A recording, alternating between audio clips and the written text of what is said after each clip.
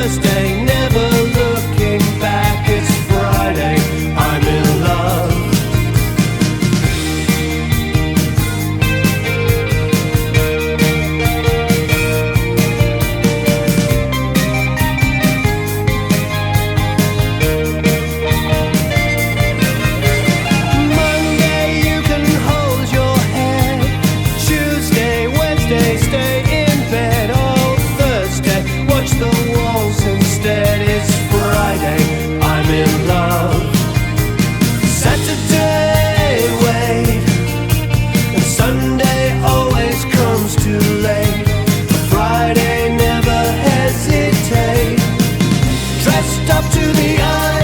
Wonderful surprise to see your shoes and your spirits rise.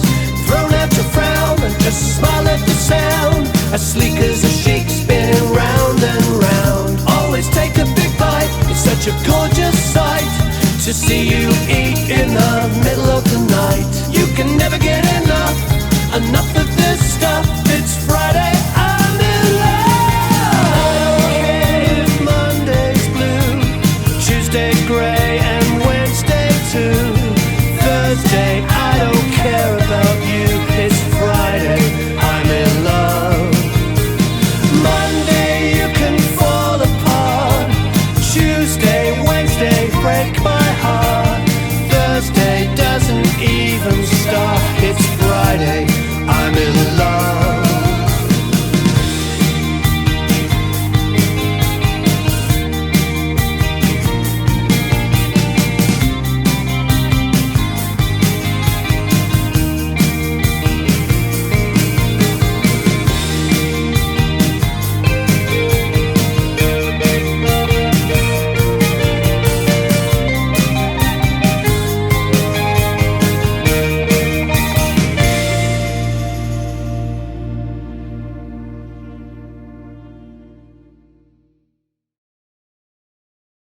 Hi everybody, hope you're doing marvellously well. We have the great Blair Cinta sitting in the other room, and we're going to do a wonderful cover today of Friday, I'm in Love.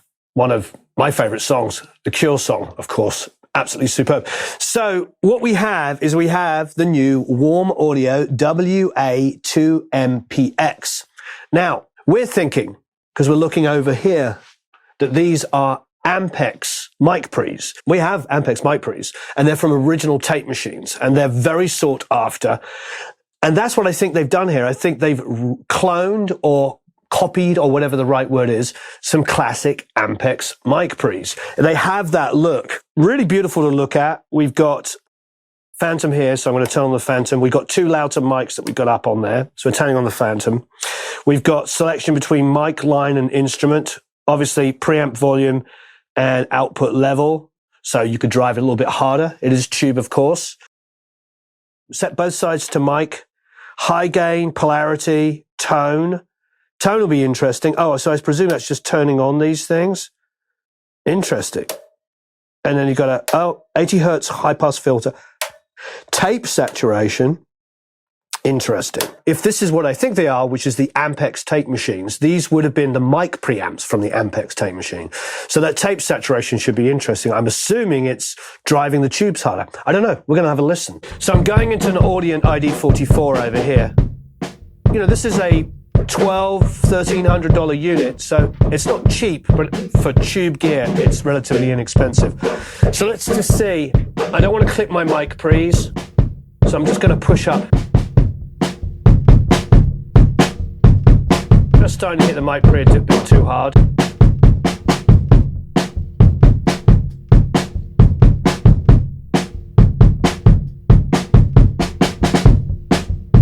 It's nice. Really hitting this quite hard on the preamp gain. I've got the, I'm not doing anything clever. I'm leaving the tone down because that's what they recommend for, it's just an impedance selection for condensers. Up, they're recommending it for dynamics, so we'll just leave it down. Now let's do the same thing with the snare.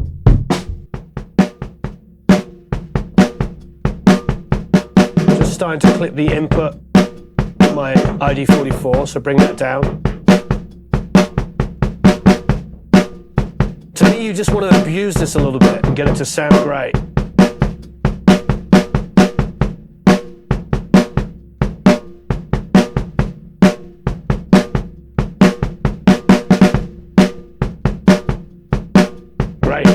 So we're not clipping the input of our ID44. We're driving the preamp a little harder, bringing the output down.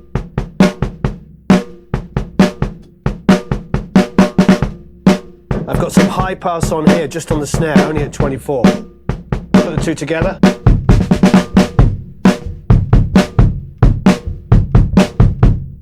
So I'm setting up here for the overheads. We're going to do this as a separate overdub.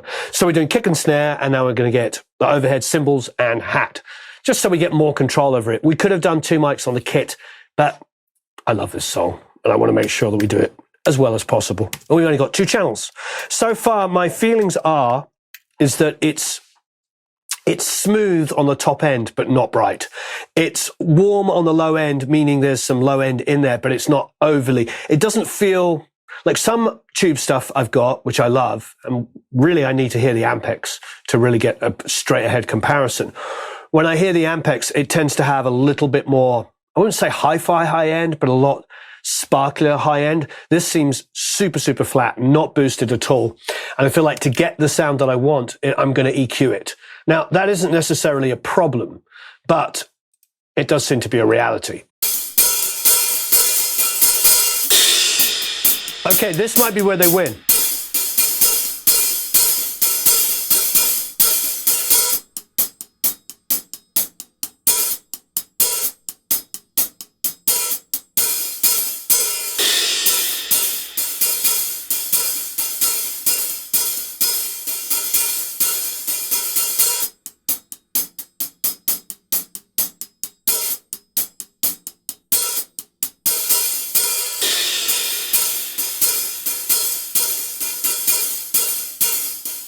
So I've got Clark coming in on this side with the Acme DI, which is the James Jamerson one. It's freaking awesome. And on this side, we have a 421. So just soloed the bass. Let's have Mr. Clark Sims play some bass. Would you play some bass for us, please?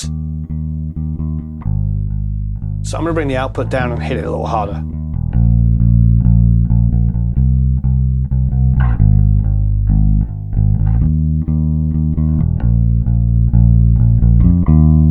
Let's see what the saturation does.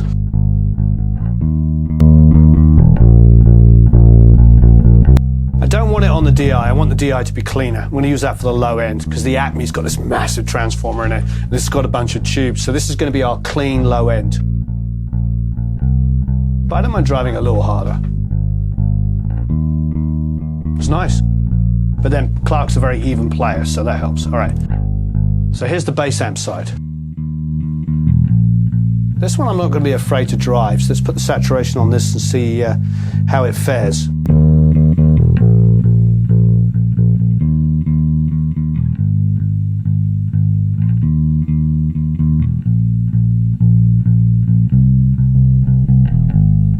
Both together.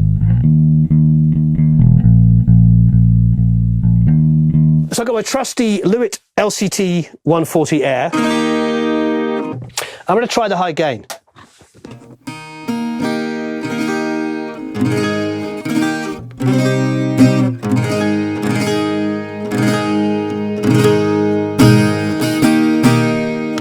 I've got the tone control on, which is really like boosting a lot of high mids, and then I've got high passing at 80.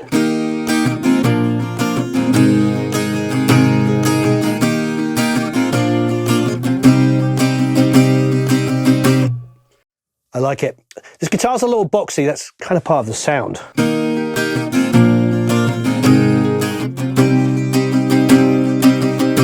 Follow me, we are going to the live room.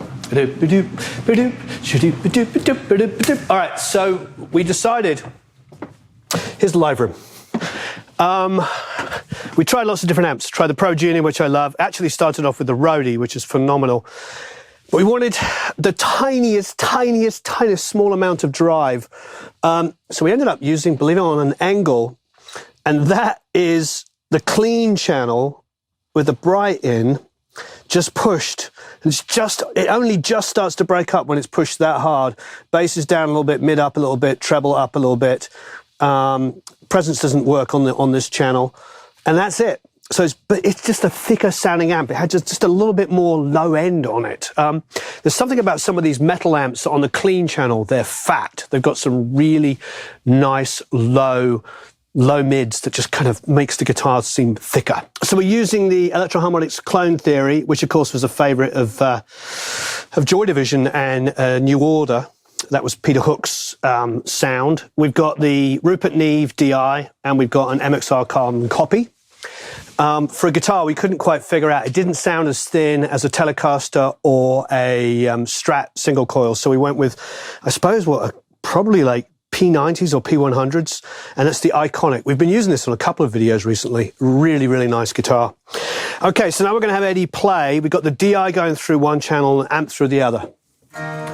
So I'm going to hit the high gain, just run it a little bit hotter, hit the tape saturation. Can you play single notes? Don't need that, but I'm going to keep the tape saturation.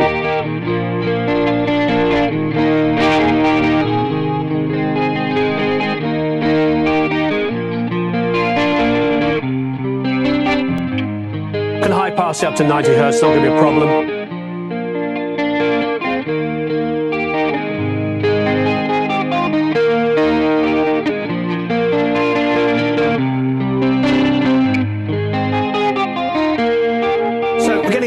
Bit of tube saturation out of it just to round off some of those transients. So I thought I would pair up the WA-2MPX with the Lewitt mic, the 1040, because that's tube and FET. So I'm actually on the FET at the moment.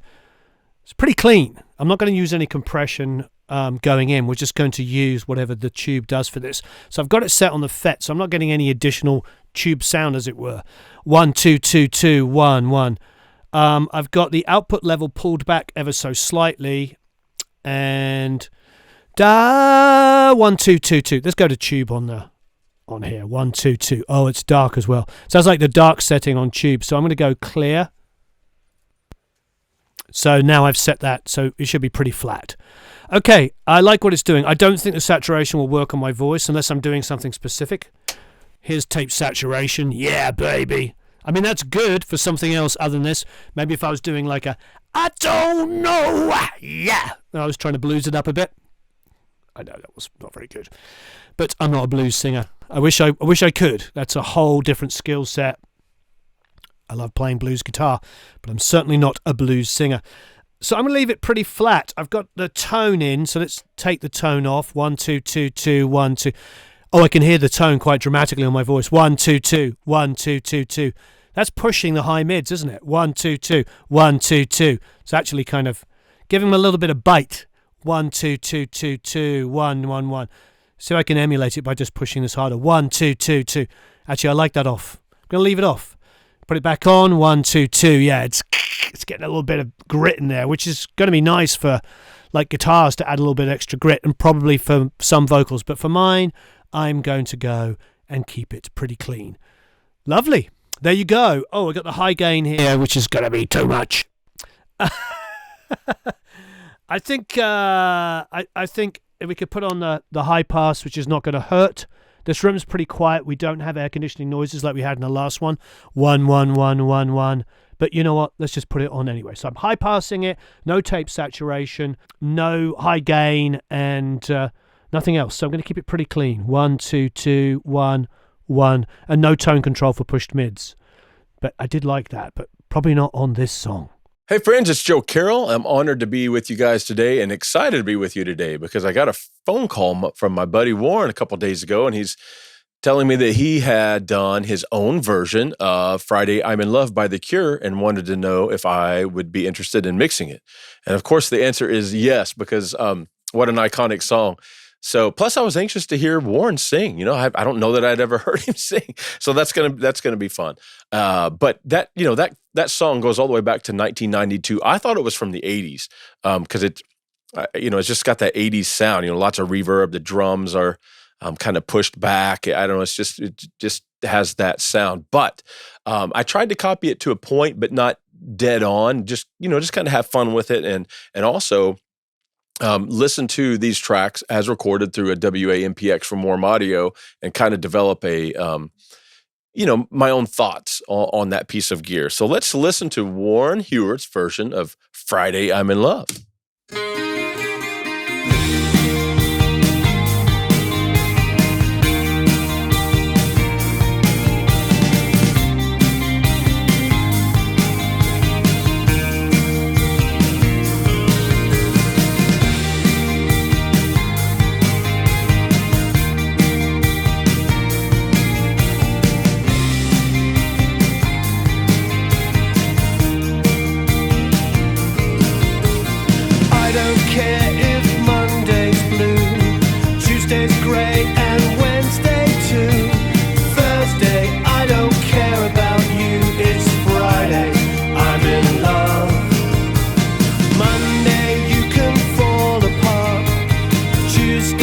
Okay, that was fun, and I'm a little out of breath because I have to. You have to dance when you hear something like that, don't you?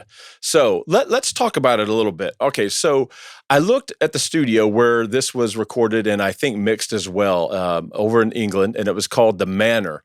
And they had, not too many years prior to the recording of this, I think, installed a 4000G that was largely, from what I could tell from the picture, largely outfitted with black knob 4000E EQs. So I thought, let's just use exclusively that on every instrument. Why not?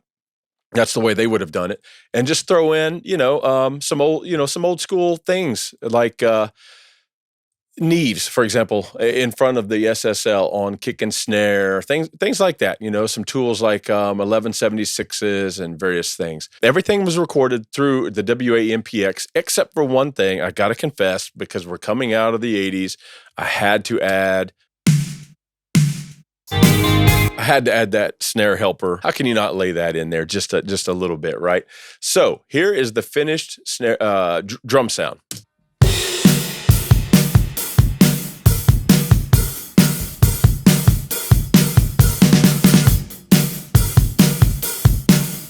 Like I said, he had 2 channels only, so he recorded kick and snare and then overdubbed the overheads. Gave me a lot of isolation. Here's the snare, or the kick drum rather. Let me just bypass all the plugins, and let's listen to the raw sound of the kick as recorded through. I'm not sure of the chain, as far as mics and all that, but I'm sure that's detailed. But here's the sound as recorded through the Warm Audio preamp.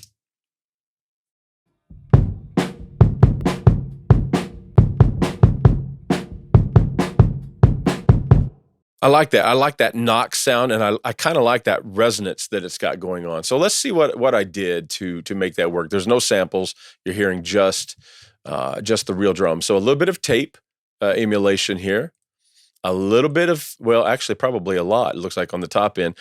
Some Neve flavor, which was a common thing not only back then, but still to this day. Use some Neve coloration on things that need to be big, like a kick and a snare.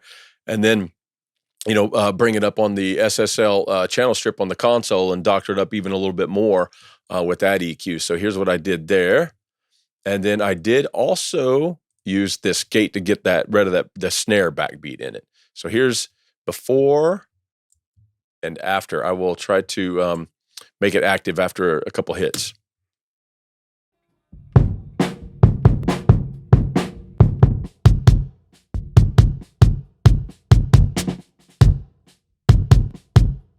Tightened it right up and made I think a great usable sound. Okay, so let's check out the snare. I'll do the same thing. Oh, I got the wrong channel highlighted. Okay, so here is the raw snare. It may have a little bit of reverb on it. I was doing a kind of thing to make it sound like it was recorded in a real room, but this is it.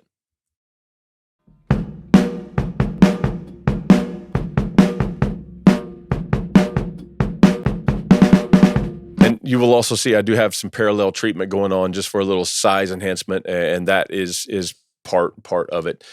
So to get that to the finished sound, a little bit of tape again, a little bit of Neve, or on the high band, it looks like a whole lot of Neve, and then the same trick of going through the SSL as well. And I was using the gate in the SSL, it appears, and then that was hitting a little bit of distressor. There's the settings on that. So same thing, I'll bypass them and then make them active. As I push play, I let a couple backbeats hit, and then I'll undo it.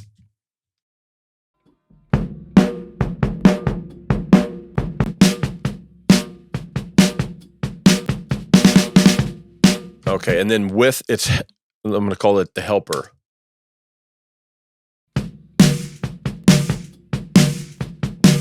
It just has that, I don't know, 80s radio thing going on. I couldn't help it. Warren, I'm so sorry. I had to lay that in there. It just sounds right. Let's go to a couple other items that I was really impressed with. So I'm gonna mute the treatment other than the Sound Radix alignment tool. I'm going to listen to the bass guitar raw.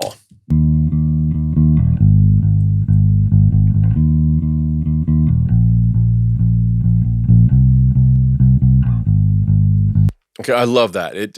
I like a tube preamp, on basses sometimes. They're just full and meaty, right?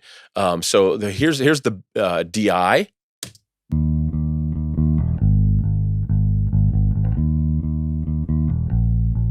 And here's that same passage on the amp.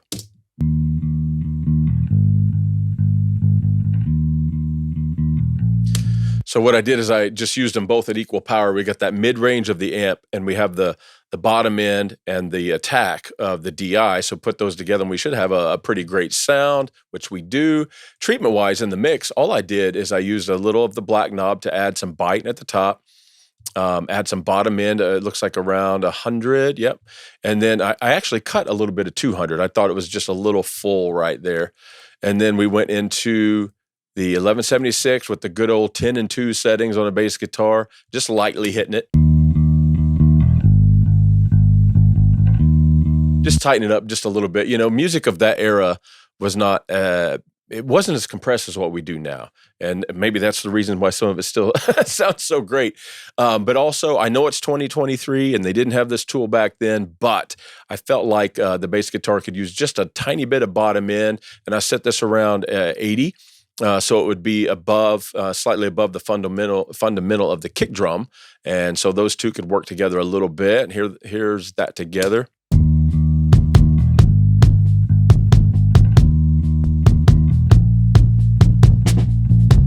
All right, so the WA-2MPX would definitely be a choice for me on bass guitar. I definitely like it. Something else I really liked it on was the acoustics. So let you hear the raw recordings of the acoustic guitars.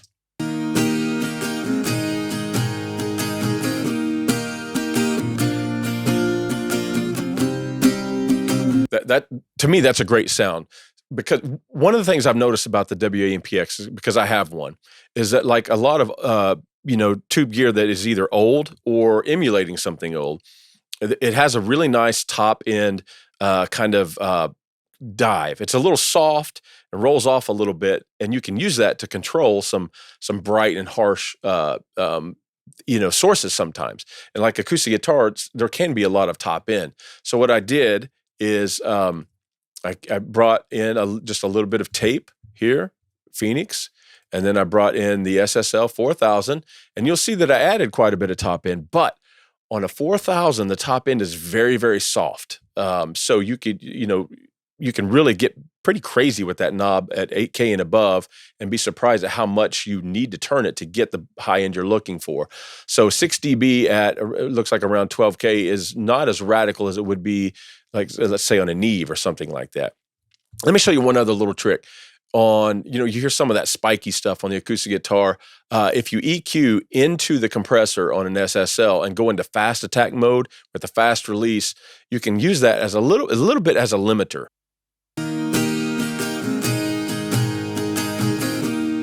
See, when he's really hammering right there, I'm getting about 3 dB of compression, fast attack compression, which on this piece is like 1 millisecond. So that's basically a limiter. And there was I felt the need to trim just a couple extra spikes. So I brought in the old classic L1 here, and you can see it's barely hitting it, just here and there, 1.7 dB total. So the finished sound is...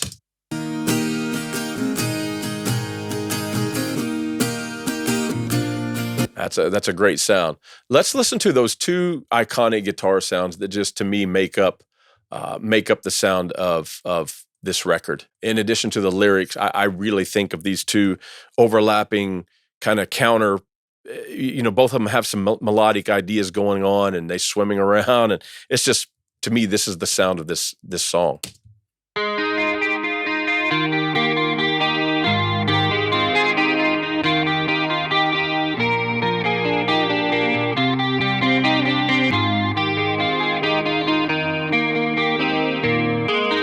Okay, that to me, that's a great guitar sound, and let me tell you why. So we're controlling the top end, right?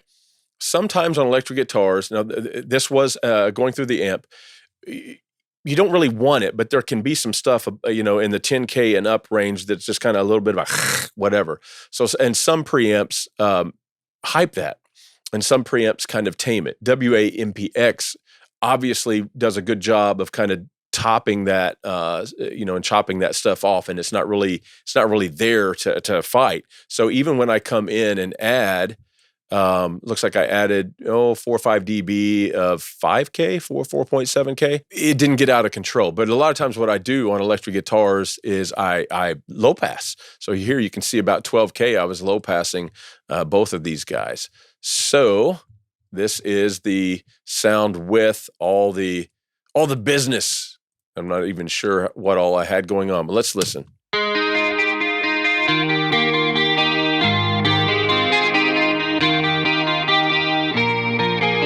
And they're tucked in just a little bit. You can see they're panned, they're not hard panned, so they're inside of the acoustics. Let me play them together.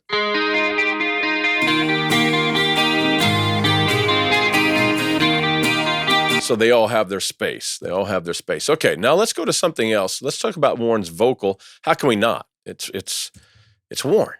And let me bypass all the plugins on that channel so we can hear him raw. And a little parallel compression I had going on. Let's actually bypass all the effects too, because I'm not even sure what effects I had going. But here's his voice raw. I don't care if Monday's blue, Tuesday's grey, and Wednesday too. Thursday, I don't care about you. It's Friday, I'm in love. Okay, a little on the dark side. So, we're really kind of finding the character of this preamp. And again, let's just say it, the top end is soft.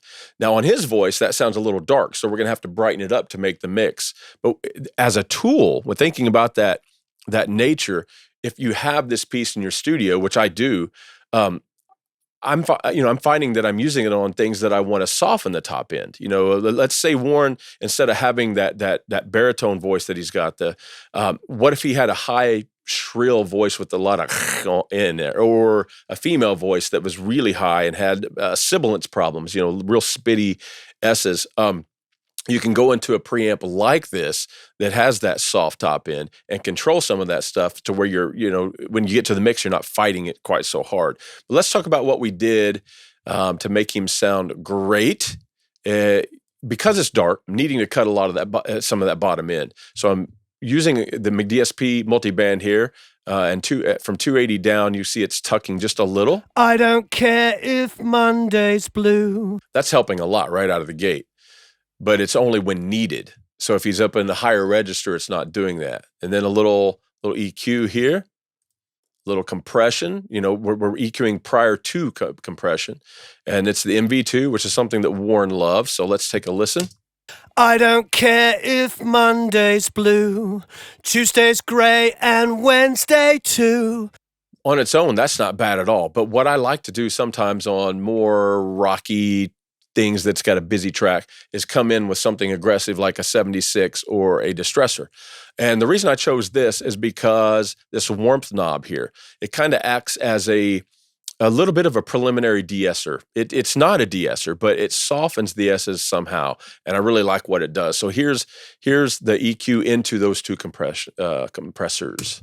I don't care if Monday's blue, Tuesday's grey, and Wednesday too. Okay, and then it needed a little de-essing, so we got that in the DE555, and then a little bit of mid-range control. I felt like it was a little nasally here and there, probably because of how much low end I had scooped out of it, and this is what that is knocking down, just a touch of. I don't care if Monday's blue. Just a couple dB here and there. And this is what it sounds like after. I don't care if Monday's blue. Now let's put all our stuff back on. and including the parallel compression track that I had going on, his doubles and his harmonies. And let's just kind of listen to that. All these fun, late 80s, early 90s effects bouncing around like they had. Let's check it out. Monday you can fall apart. Tuesday, Wednesday break my heart. Oh, Thursday doesn't even start. It's Friday, I'm in love. Saturday, wait. And Sunday always comes too late. So it's definitely rich. I mean, we can tell that we used a tube preamplifier and the tube is doing its thing. It's harmonically rich. It's fat. It's full. I love it. We obviously need to add some top end because of the nature of Warren's voice, but it's a great sound. There's just no denying that. So I had a lot of fun. Warren, thank you for allowing me to give this thing a go, and happy mixing, everyone.